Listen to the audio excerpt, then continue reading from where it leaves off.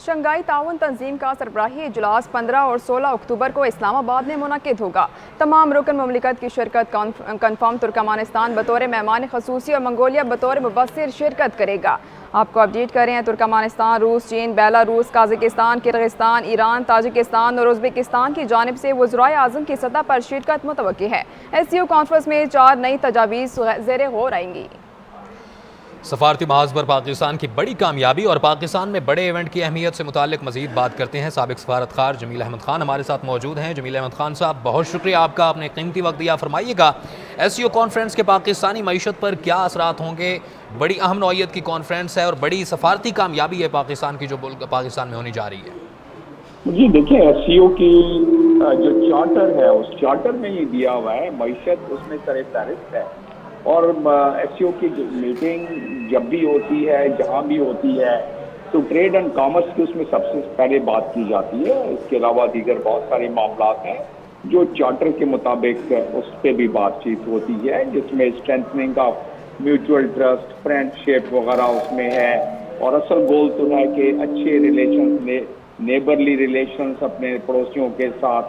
پھر یہ basically multi فیسیٹڈ ایک کوآپریشن اور politics, trade, economy, research, technology ساروں کی گفتگو ہوتی ہے، لیکن معیشت سر فہرست ہوتی ہے۔ اس میں مزید دیگر بھی پوائنٹس ہیں، تو پاکستان کی معیشت بھی اس سے یقیناً بتدریج، دیکھیں ڈپلومیسی، ملٹی لیٹرل ڈپلومیسی ہو یا بائی لیٹرل ڈپلومیسی ہو، اس میں کنسسٹنسی ہوتی ہے۔ جیسے SCO کی میٹنگز ایک کنسسٹنسی کے ساتھ ہر سال ان کے ممبر ممالک مختلف ممالک میں اس کی میزبانی کرتے ہیں۔ اس دفعہ پاکستان چیئر کی حیثیت سے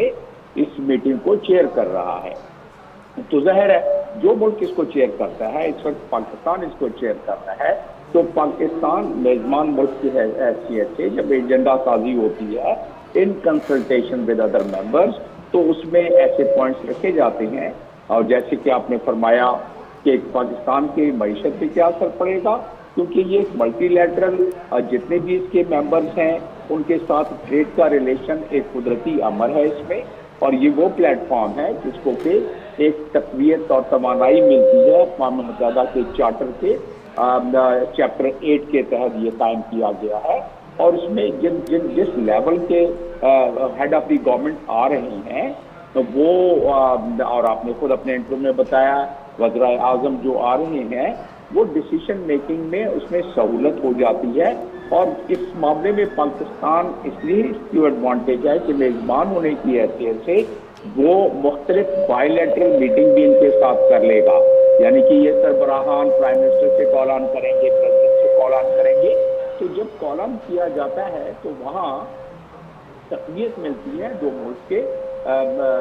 جو ریلیشنز ہیں، جو تعاون ہے اور تعلقات ہیں، اور ان کے ساتھ ظاہر ہے جو سربراہان آتے ہیں ان کے ساتھ ان کی ٹیم آتی ہے، تو وہ ٹیم مختلف شعبوں پر کام کرنا شروع کر دیتی ہے بائی لیٹرل لیول پہ۔ یہ پلیٹ فارم مجموعی طور پر تو ایک ملٹی لیٹرل ہے جس کا ایک جوائنٹ کمیونیکے بھی نکلے گا اپنے اغراض و مقاصد کے مطابق، ایجنڈے کے مطابق، لیکن اس کے جو سائیڈ بینیفٹس ہیں وہ پاکستان اس سے استفادہ یقیناً حاصل کرے گا، اور اس دفعہ بھی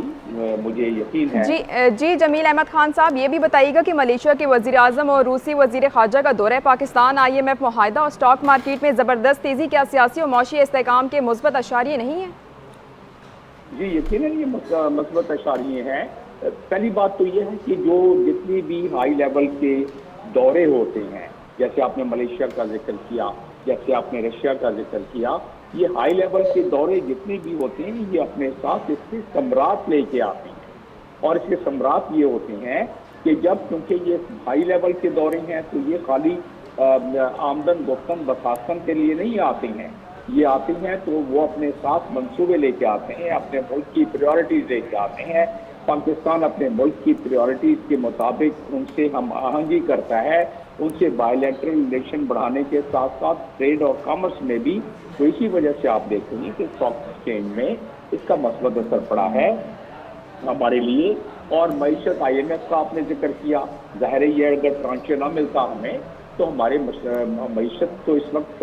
جس دو راہے سے گزر رہی ہے وہ کوئی اتنی زیادہ انکریجنگ نہیں ہے۔ لیکن کیونکہ ہمارے ساتھیوں نے آج ہمارے فارن منسٹر نے سعودی ڈیلیگیشن سے خطاب کرتے ہوئے شکریہ بھی ان کا ادا کیا ہے، اسی طرح یو ای ہے، اسی طرح چائنا ہے، یہ دوست ممالک اور آئی ایم ایف نے مل کر ہماری تھوڑی سی مشکل جو وقت آ رہا تھا اس میں ہم سے تعاون کیا ہے، جس کی وجہ سے ہم اس مشکل وقت سے نکلنا شروع ہو گئے ہیں، اور اب امید ہے کہ تھوڑی محنت لگن اس ملک کے افراد اور اس ملک کے ادارے وہ کریں گے جب ساتھ مل کر، تو ملکی معیشت کو سہارا مل جائے گا۔ ملکی معیشت کو اگر ہمیں اپنی ملکی معیشت کو سب سے زیادہ مقدم رکھنا چاہیے، کیونکہ ملکی معیشت ہی ہماری سیکیورٹی کی گارنٹی ہے۔ الحمدللہ ہم نے اپنی سیکیورٹی